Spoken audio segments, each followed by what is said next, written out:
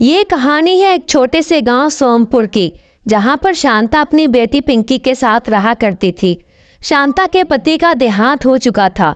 वो इस गांव में अकेली अपनी बेटी के साथ रहा करती थी। वो अपना गुजारा बड़ी मुश्किल से किया करती थी। वो दोनों बहुत ही गरीब थे और बड़ी मुश्किल से अपना गुजारा करते थे। शांता एक सेठ के यहाँ घर में काम करती थी। वो बहुत गरीब थे, उनके घर में खाने के लिए कुछ भी नहीं था। शांता की बेटी उससे कहती है, मम्मी मम्मी मुझे बहुत ज़्यादा भूख लगी है, मेरे लिए कुछ पका के लेकर आओ ना। बहुत दिन हो गए कुछ नहीं खाया मैंने, मुझे बहुत भूख लगी है। अरे बेटा, घर में खाने के लिए तो कुछ भी नहीं है, मगर तुम फिक्र मत करो, आज मैं सेठ के यहाँ काम करने जाऊँगी।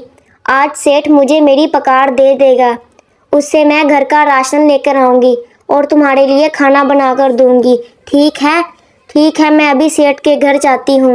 एक दिन की बात है। सेठ शांता से कहता है, देखो शांता, मैं 1 महीने के लिए अपनी बेटी के घर जा रहा हूँ, इसलिए मैं तुम्हें तुम्हारे 1 महीने की तनख्वाह पहले ही दे रहा हूँ।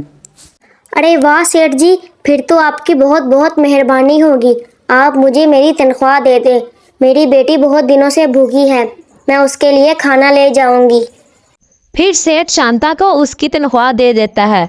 पैसे लेकर शांता घर जा रही होती है कि उसको पता नहीं चलता कि उसके पैसे रास्ते में गिर जाते हैं। थोड़ी आगे जाकर उसको पता चलता है कि उसके पास पैसे नहीं हैं। हे भगवान, ये क्या हो गया? मेरे पैसे लगता है कहीं पर गिर गए हैं। अब मैं क्या करूंगी? मेरी बेटी बहुत दिनों से भूखी है, उसको मैं क्या खिलाऊंगी? फिर शांता परेशानी से रोने लगती है। ये सब एक चुड़ैल देख रही होती है। उसे शांता पर तरस आ जाता है। वो शांता के पास आती है। शांता चुड़ैल को देखकर बहुत ही ज्यादा डर जाती है। अरे ये चुड़ैल कहाँ से आ गई? अरे कोई बचाओ, ये चुड़ैल कहाँ से आ गई? ये मुझे मार डालेगी। अरे घबराओ मत, डरो नहीं मुझसे। मैं बाकी चुड़ैलों की तरह नहीं हूँ, मैं तुम्हें कुछ नहीं करूँगी। तुम मुझे बताओ तुम्हें क्या हुआ है, तुम रो क्यों रही हो? अरे चुड़ैल जी, क्या बताऊँ मैं आपको, मैं बहुत परेशान हूँ। सेठ ने मुझे पगार दी थी तो मैं घर वापस आ रही थी कि मेरे पैसे रास्ते में ही गिर गए। मेरी बेटी बहुत दिनों से भूखी है, मैंने उसके लिए खाना लेकर जाना था। अब मुझे समझ नहीं आ रही मैं क्या करूं, अपनी बेटी को क्या खिलाऊं? हाँ, हम बस इतनी सी बात, तुम फिक्र मत करो। ये लो तुम्हारे पैसे, और कभी मेरी जरूरत पड़े तुम मुझे याद करना, ठीक है? चलो अब मैं चलती हूँ।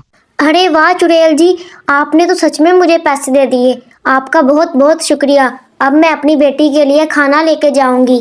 फिर वो चुड़ैल वहां से चली जाती है और शांता अपने घर वापस आ जाती है। उसकी बेटी शांता का इंतजार कर रही होती है। अरे मम्मी, आप आ गई? आपने आ जाने में इतनी देर कैसे कर दी? पहले तो आप जल्दी आ जाती थी। मम्मी मुझे बहुत भूख लगी है, जल्दी से मुझे खाना दो। आप मेरे लिए क्या लेकर आई हैं? अरे कुछ नहीं बेटा, आज दरअसल बहुत ज़्यादा काम था, इसलिए मैं लेट होगी। अच्छा ठीक है, मैं तुम्हारे लिए खाना बना देती हूँ। फिर वो दोनों खाना खा के सो जाते हैं। इस कहानी का अगला पार्ट देखने के लिए हमारे चैनल को सब्सक्राइब करें। कहानी का अगला पार्ट जल्द ही चैनल पर अपलोड कर दिया जाएगा।